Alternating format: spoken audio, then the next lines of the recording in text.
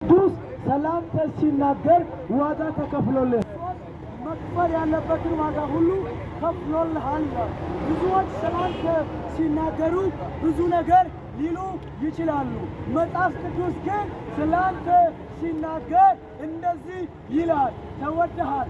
አስቀድሞ እንደወደደን እንጂ እነርሱን እንደወደድነው አይደለም። አየህ፣ ፍቅር የጀመረው ከእርሱ ነው እንጂ ካንተ የጀመረ ዘላለማዊ ፍቅር የለም። ለዛ ነው በኢየሱስ ብታምን በኢየሱስ ማመን የዘላለም ሕይወት ያስገኝልሃል።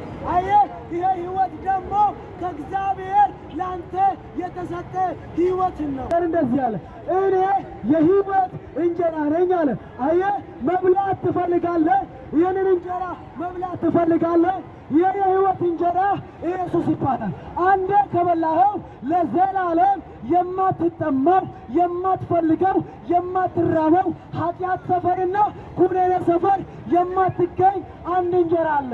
ይህም ኢየሱስ ይባላል። ይህንን የበሉ ለዘላለም መንግሥት የተዘጋጁ ናቸው። ይህንን በመብላት ከእኛ ጋር የዘላለምን ሕይወት እንድታገኝ እነግርሃለን።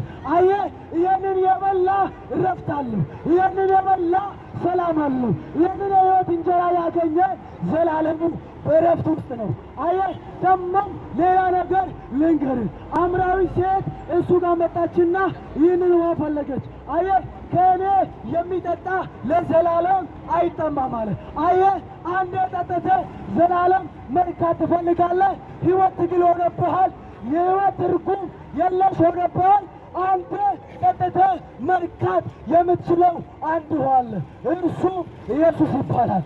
አንድ ጊዜ በመጠጣት በማግኘት ዘላለምን መርካት የምትችለው ሕይወት ኢየሱስ ይባላል። አየህ፣ ሐዋርያት የተናገሩለት ሕይወት ይሄ ነው።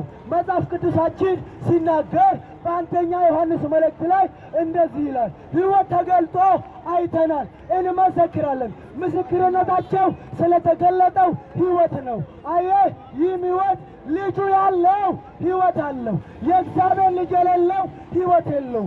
አየህ፣ በልጁ ብቻ የሚገኝ የእግዚአብሔር ሕይወት ይጠራሃል።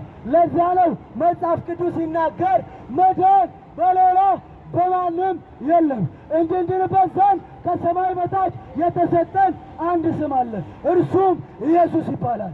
ኢየሱስ ያድናል፣ ከኃጢአት ያድናል፣ ከኩነኔ ያድናል፣ ከግራ መጋባት ኢየሱስ ያድናል። የትኛውም ሸክም ቢኖርብህ ሊያሳርፍህ የሚችል አንድ ነው፣ እርሱም ኢየሱስ ይባላል። ለዛ ነው ኢየሱስ በማቴዎስ መጽሐፍ ላይ እንደዚህ ይላል፣ እናንተ ሸክም የከበዳችሁ ወደ እኔ ኑ እኔም አሳርፋችኋለሁ። አየህ፣ የተለያየ ሸክም ቢኖርብህ ማረፍ የምትችለው ኢየሱስ ጋር በመምጣት ብቻ ነው። ራስህን ለኢየሱስ እንድታስገዛ ይሄ ዕድል ተሰጥቶሃል። ቢበዛ እዚህ ምድር የምትኖረው 70-80 ዓመት ነው። ከዛ የቀረው ድካም ነው። በዚህ ጊዜ እውነተኛና ትክክለኛ ምርጫ መምረጥ ትችላለህ። ሰዎችን ሁሉ የሚያድን የእግዚአብሔር ጸጋ ተገልጧል። ይህ ጸጋ አንተን ኃጢአተኛው በበደል ውስጥ ያለው ከተወለድክ ጀምሮ ጽድቅ ሰርተህ የማታውቀውን ሰውዬ በአንዴ በማመን ብቻ ጻድቅ ትባላለህ። በአንዴ በማመን ብቻ የዘላለም ሕይወት ታገኛለህ። አየህ፣ ለዚህ ነው ምንናገር፣ ተወደሃል፣ ኢየሱስ ይወድሃል።